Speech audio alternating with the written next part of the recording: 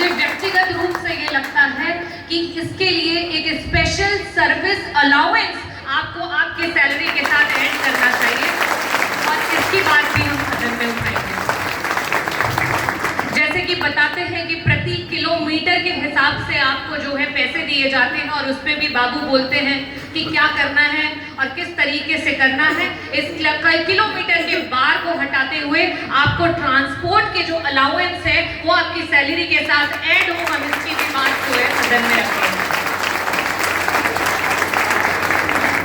हम ऐसे लोगों की जान बचाना चाह रहे हैं और हम ऐसे लोगों को बचाना चाह रहे हैं, अगर उनको उनके ही रोग के बारे में ना समझाया जाए तो ना जाने वो संक्रमण वहां से कब हम तक पहुंच जाएगा पता भी नहीं चलेगा। ऐसी स्थिति में हमारे स्वास्थ्य की भी जिम्मेदारी जो है वो सरकार की है, हमारे परिवार के स्वास्थ्य की जिम्मेदारी भी सरकार की है। और मुझे लगता है कि सदन में आपके हेल्थ इंश्योरेंस और आपके लाइफ के जो इंश्योरेंस है इसके बारे में भी हम लोग सदन में जरूर चर्चा करेंगे कि आपको आपका जो है हेल्थ का इंश्योरेंस जो है वो सरकार मुहैया करेगी। क्योंकि मैंने पहले भी कहा कि ये एक सरहद पे लड़ रहा सिपाही तो मेडल लेकर के घूम सकता है, लेकिन जो एड्स HIV के मरीजों को देख रहा है, follow up loss to follow up से लेकर के बैक टू फॉलो अप लेकर के आ रहा है, वो मेडल नहीं लगा पा रहा है। और आप prestigious nation building work certificate deserve करते हैं और मुझे ऐसा महसूस होता है कि आप इस देश का one of the most prestigious work कर रहे हैं। और आने वाले समय में, क्योंकि जिस तरीके से हमारे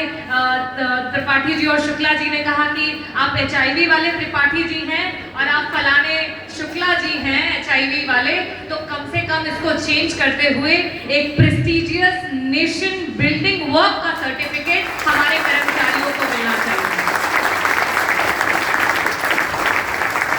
क्योंकि जब ये सामने वाला बोलता है तो उसके लिए तो बड़ा आसान होता है, फलाने HIV साहब, फलाने HIV डॉक्टर साहब या फलाने वो, लेकिन वो कब इनकलकेट करते हुए, कब इंट्रूड करते हुए, कब सीप करते हुए हमसे हमारे परिवार तक पहुंच जाता है, स्कूल में हमारे बच्चे का वो चर्चा का विषय बन जाता है और हमारे लिए वो किस तरीके से एक नेगेटिव रोल जो है वो एक नेगेटिव परसेप्शन क्रिएट करने लगता है। तो उसको भी तोड़ने के लिए सरकार को आपके साथ खड़े होकर के आपका आत्मविश्वास बढ़ाने के लिए सर्टिफिकेट देना पड़ेगा कि कल को इस प्रेस्टिजियस वर्क में भागीदारी लेने वाले हमारे जो कर्मचारी हैं उनके बच्चे अगर कल को आगे जाते हैं तो उनके लिए भी एक प्रेस्टिजियस नेशन बिल्डिंग वर्क के तहत जिस तरीके से उनके पेरेंट्स काम कर रहे हैं उनको भी आगे आने वाले समय में विभिन्न नौकरियों में, विभिन्न एग्जाम्स में उनको कहीं ना कहीं उसका जो है बेनिफिट मिलना चाहिए, ये मुझे लगता है। और इसलिए मैंने ये सारे पॉइंट्स यहाँ पे बैठ करके बनाए और इसके बाद भी आपसे चर्चाएं होंगी। सीमा बहन ने कहा कि she'll come and she'll meet me and definitely will work upon it. बहुत अच्छा लगा आप सभी से मिल करके, क्योंकि देखिए बहुत सारे संगठन आते हैं, समाजवादी पार्टी क्योंकि विपक्ष की सबसे मजबूत पार्टी आज पूरे देश में है और जिस तरीके से लोकसभा में उत्तर प्रदेश में माननीय राष्ट्रीय अध्यक्ष अखिलेश यादव जी के नेतृत्व में डेमोक्रेसी को और मजबूत करने के लिए, संविधान को और मजबूत करने के लिए जो लड़ाई लड़ रहे हैं हम, और उसी के तहत लोग हमसे अपेक्षाओं के साथ आते हैं कि हमारी इन बातों को आप उठाएं। लेकिन मैंने बहुत पहले ये चीज सुनी थी और आपके बीच में कहना चाहती हूँ कि आप मदद भी उसी की कर सकते हैं जो स्वयं अपनी मदद करें, और ये प्रमाण सामने है।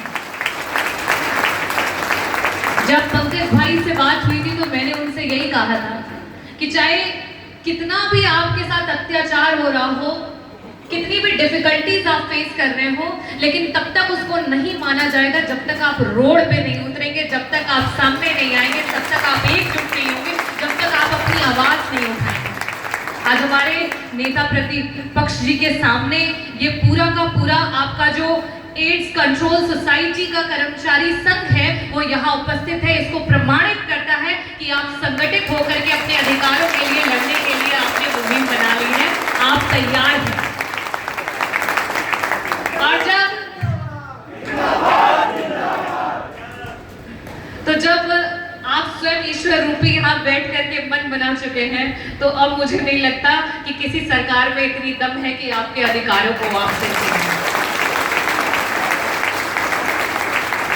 मैं सैल्यूट करना चाहती हूँ भाई साहब जिन्होंने 6000 से शुरू किया और जिस जज्बे से आज वो इस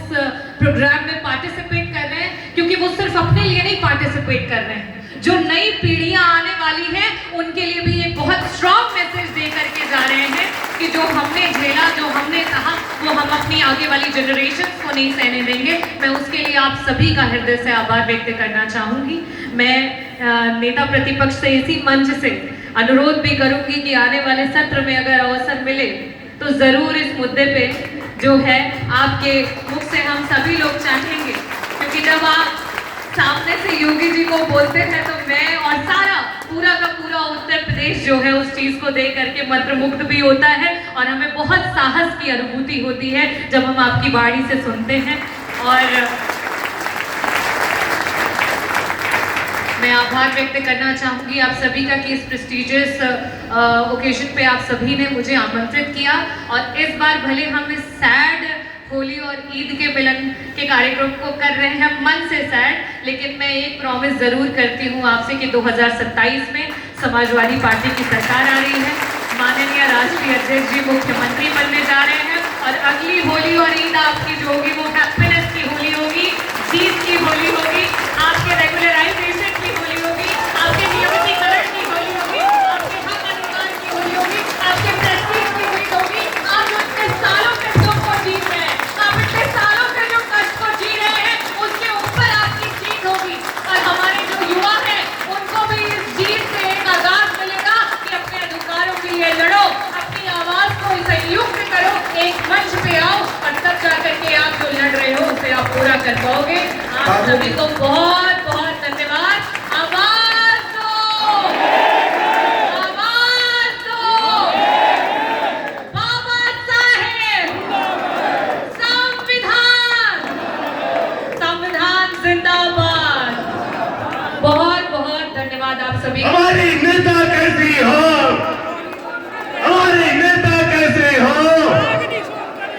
जोर से बोलो, जोर से बोलो, तेज बोलो, जोर से बोलो, इनकलाब जिंदाबाद। हमारी नेता कैसे हो, बहुत बहुत धन्यवाद आप सभी को।